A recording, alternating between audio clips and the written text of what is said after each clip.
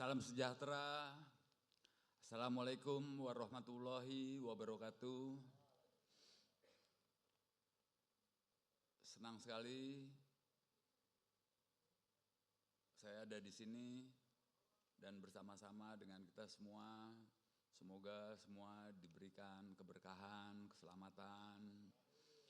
Semoga juga yang ada di Gaza diberikan keselamatan dan keberkahan juga. Saya akan coba untuk mempresentasikan dua puisi, walaupun di hadapan Kiai Jasro Al-Ngatawi saya selalu gemeter ya karena ada yang bilang katanya kalah awu gitu loh. Ya, saya akan baca dua puisi, satu karya Taufik Ismail, dan kedua saya akan baca puisi karya Mahmud Darwis.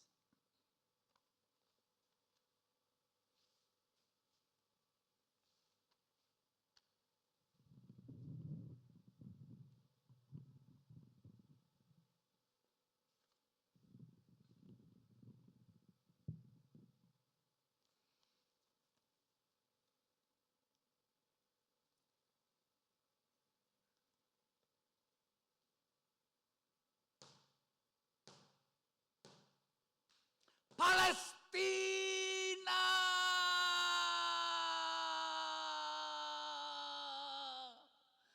Bagaimana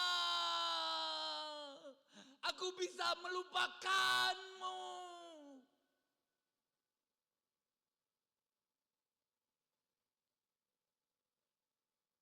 Ketika rumah-rumahmu diruntuhkan bulldozer dengan suara gemuruh menderu, serasa pasir dan batu bata dinding kamar tidurku bertebaran di pekaranganku, meneteskan peluh merah dan mengepulkan debu yang berdarah. Ketika luasan perkebunan jerukmu dan pepohonan apelmu dilipat-lipat sebesar sapu tangan, lalu di Tel Aviv dimasukkan dalam file lemari kantor agraria, serasa kebun kelapa dan pohon manggaku di kawasan Katulistiwa yang dirampas mereka. Ketika kiblat pertama mereka gerek dan keroak pakai kelakuan reptilia bawah tanah dan sepatu-sepatu serdadu menginjak tumpukan kening kita semua. Serasa runtuh lantai papan surau tempat aku waktu kecil belajar tajwid Al-Quran di tahun yang silam. Di bawahnya ada kolam ikan yang air gunungnya bening kebiru-biruan dan ditetesi air mataku. Palestina, bagaimana aku bisa melupakanmu? Ketika anak-anak kecil di Gaza belasan tahun bilangan umur mereka menjawab laras baja dengan tumpukan batu,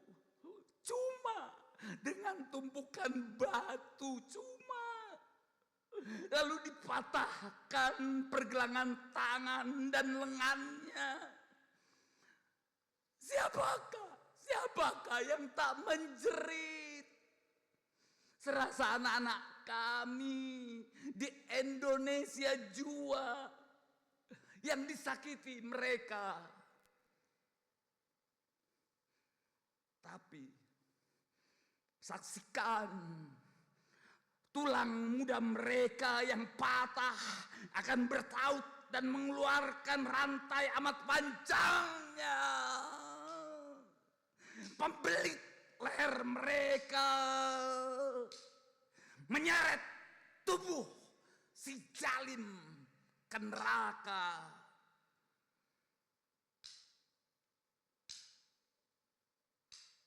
Ketika kusimak puisi-puisi Fatwa Tukam, Samir El Kasim, Harun Rasid, Jabra Ibrahim, Nizar Kabani dan seterusnya yang dibacakan di Pusat Kesenian Jakarta, jantung kami berdegup 2 kali lebih gencar, lalu tersayat oleh sembilu bambu deritamu.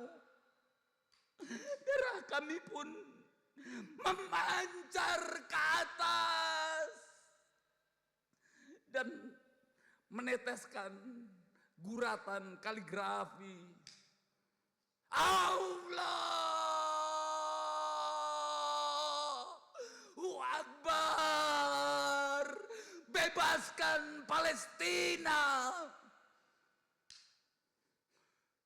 Ketika pabrik-pabrik tak bernama 1000 ton sepekan memproduksi dusta, menebarkan ke media cetak dan elektronika, mengoyak tenda-tenda pengungsi di padang pasir belantara, membangkangi resolusi-resolusi majelis terhormat di dunia, membantai di Sabra dan setia mengintai Yasser Arafat dan semua pejuang negeri Anda. Aku pun berseru pada khotib dan imam sholat Jumat sedunia,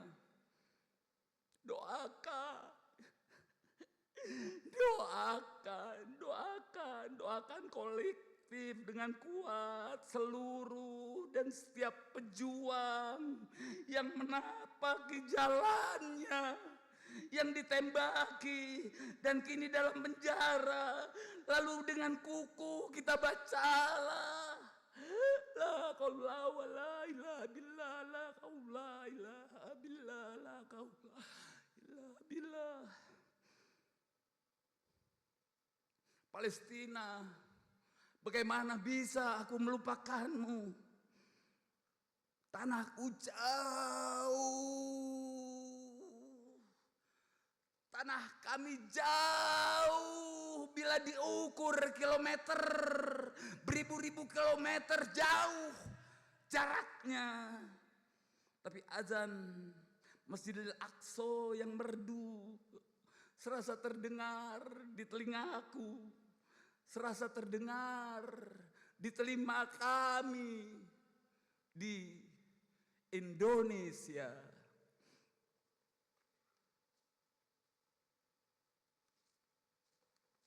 Sajak kedua, sebuah sajak dari Mahmud Darwis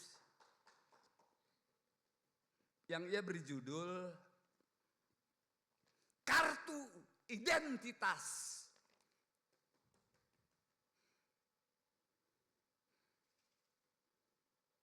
Catat, aku orang Arab dan nomor kartu identitasku 50.000. Aku punya 8 anak dan yang ke-9 akan lahir setelah musim panas. Apa kau akan marah? Catat,